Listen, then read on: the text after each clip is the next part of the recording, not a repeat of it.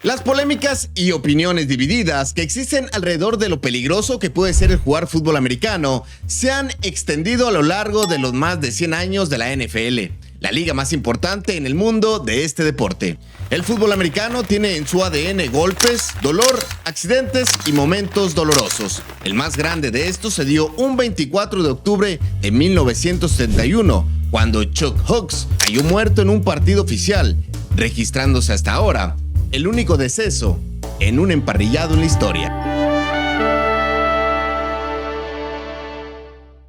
Fue en un Buffalo Bills contra Cincinnati, donde una jugada que parecía de rutina en el primer cuarto dejó al borde de la muerte a Damar Hamlin. El defensivo de los Bills tacleó al receptor de los Bengals, T. Higgins, aunque el impacto lo recibió completamente en el pecho y eso provocó su desvanecimiento segundos después. Fue tal la fuerza del golpe que Hamlin sufrió un paro cardíaco y le fueron aplicadas técnicas de resucitación cardiopulmonar sobre el terreno de juego. Todo esto mientras sus compañeros de Buffalo estaban hincados protegiéndolo y los rivales de Cincinnati lucían en shock en la línea lateral. Este dramático episodio, que estuvo cerca de terminar en tragedia de no ser por la oportuna intervención de los servicios médicos de ambos equipos y los paramédicos de la ambulancia, inevitablemente obliga a recordar el día que un jugador del equipo de Detroit falleció en el emparrillado hace más de medio siglo. Fue en una tarde sombría y húmeda en 1971, en donde los más de 54,000 aficionados que estaban presentes en el Tiger Stadium tenían la esperanza de que los Leones derrotaran al equipo de Chicago y sumaran así una quinta victoria consecutiva, todo esto en la pelea que tenía con Minnesota por el primer lugar de la división central en la Conferencia Nacional. En un momento del partido, los Leones estaban abajo en el marcador 28-23 y con 2 minutos en el reloj, Chuck Hooks logró una recepción de 32 yardas a pase de Greg Landry para así tener un 1º y 10 en la yarda 37 de Chicago. Era un momento único en la vida de Hooks, ese que un profesional espera. Aquella atrapada de 32 yardas significó la primera que tenía en esta temporada de 1971 y la 15ª de su carrera profesional de 5 años. Landry, entonces quarterback del equipo de Hooks, volvió a pasar 2 veces más, lanzando pases incompletos cada vez.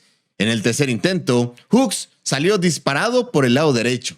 Corrió con todo por el balón. Quería mantenerse en ese buen nivel, sin saber que aquellos pasos hacia la cancha contraria serían los últimos de su vida.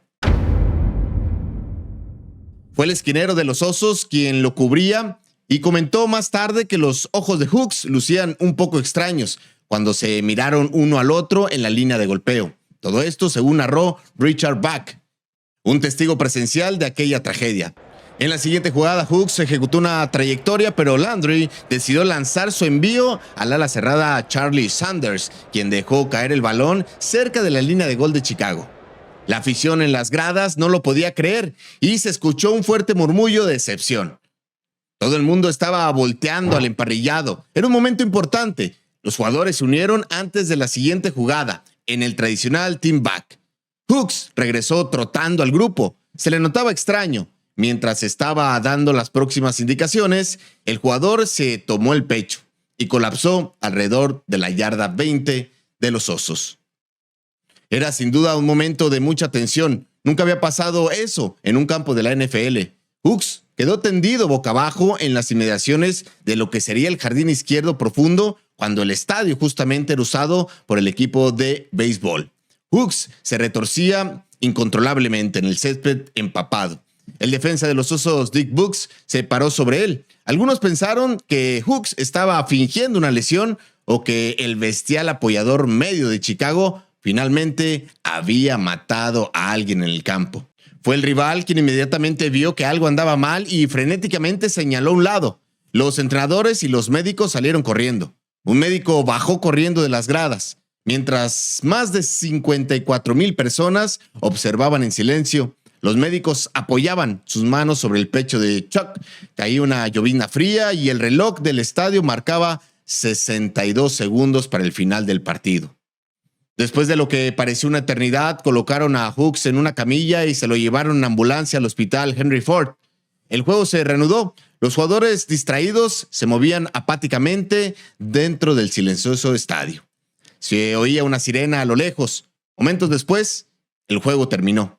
Y los fanáticos que alguna vez fueron ruidosos salieron hablando en voz baja.